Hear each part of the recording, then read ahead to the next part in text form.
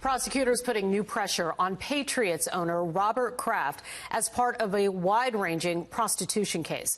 Kraft has pleaded not guilty to soliciting prostitution at a Florida spa. Back in May, you might remember, a judge ruled surveillance videos from the spa cannot be used in this case. But state lawyers are challenging that decision and suggesting that Kraft could face a felony charge as opposed to 2 misdemeanor counts. So what does all this mean for the case and for the argument over his Fourth Amendment rights? Let's bring in our legal panel and talk about it. I'm joined by Mimi Coffey, a criminal defense attorney, and David Bruno, also a criminal defense attorney, a former prosecutor and trial attorney. Thank you both for being here today. Thanks for having us. And I want to start with you, David. So prosecutors clearly turning up the heat here. And David, as a former prosecutor, I want you to walk us through what that means. The state possibly elevating these misdemeanors to a felony. It sounds like an unusual move. So how would this change how prosecutors proceed in the case? Yeah, this actually comes as a surprise to me, because there was a suppression motion, and you talked about it in the lead here. And Kraft's attorneys got the video surveillance suppressed. In that suppression motion, prosecutors candidly said to the judge that there was no human trafficking. So when I read the Florida laws, I don't see a felony that could really be proven, because human trafficking would be the 3rd degree. There are misdemeanors that he's currently charged with. And the next question I would have, if they're threatening this, is why didn't you charge the 3rd degree in the beginning? Are you trying to punish him for using his constitutional rights to argue against suppression? So I think this is disingenuous for the prosecutor to threaten this 3rd degree when they have only charged misdemeanors to this point. All right, Mimi, what do you do if you are in Robert Kraft's attorney's shoes? While the subject of admissibility on the video surveillance tapes still seem to be in limbo because they're fighting over it, where do you think you dig your heels in on a defense with this?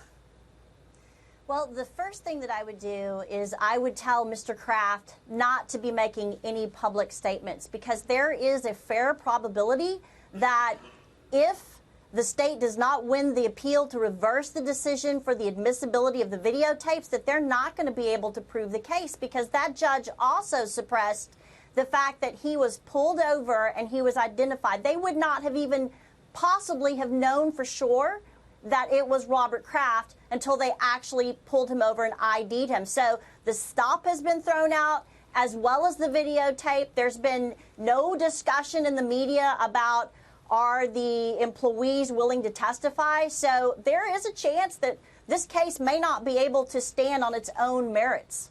David, when the judge ruled that police did not have this lawful, what they call a sneak and peek warrant for their surveillance of the massage parlor that Kraft reportedly visited, what do you do with the 5 days of tape that were apparently rolled on at the Orchids of Asia Day Spa, which caught who knows what on surveillance? Does all of that just go away if the warrant wasn't proper? Kraft's attorneys have argued that the video surveillance breaks from Fourth Amendment constraints agreed on by other courts. But we're talking about hours and hours of tapes here. Sure. I mean, the judge's ruling prohibits the prosecutor's office from using it in a prosecution against the defendants. It's not as if that video will be destroyed, though. I mean, who knows where it will go, whether it'll be leaked. Maybe there will be some civil cases where that could be used still. So, yeah, those are some great questions, but the biggest impact on the court's ruling is that it can't be used in the prosecution against Kraft. And I also agree with Mimi in that, listen, if this video cannot be used by the prosecutor, I don't know how they're going to prove the case against Kraft. Are they going to try to turn the people actually giving the whatever sexual favors towards Kraft? Are those people going to actually be able to identify Robert Kraft without just the media reports? So all great issues for Kraft and the defense team. They did a great job so far. Mimi, I was looking at this case. There's also the issue of at least 4 people, men and women, who legitimately received real massages with their clothes off while cameras were rolling during all of this. You go in, you think you're just getting 50 to 60 minutes of a massage. It's not real comforting if you like to get a massage now and then. So what can be done about that, and where will it go from here?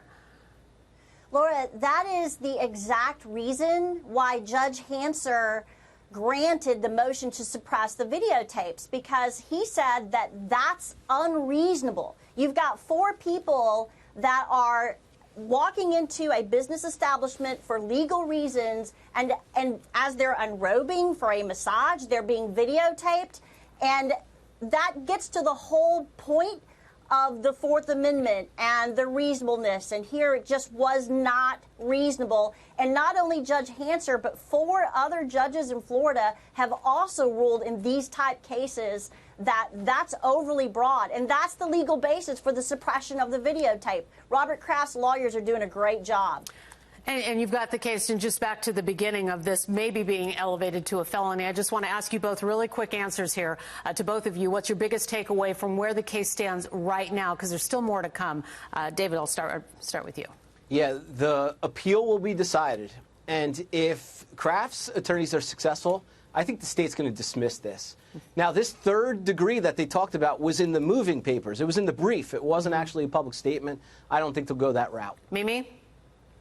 I think the judge in his case is making a legally correct move. And I think the prosecutors, first of all, they're going after a 78-year-old man who's a widow, married for 48 years, who's done tremendous things for the NFL.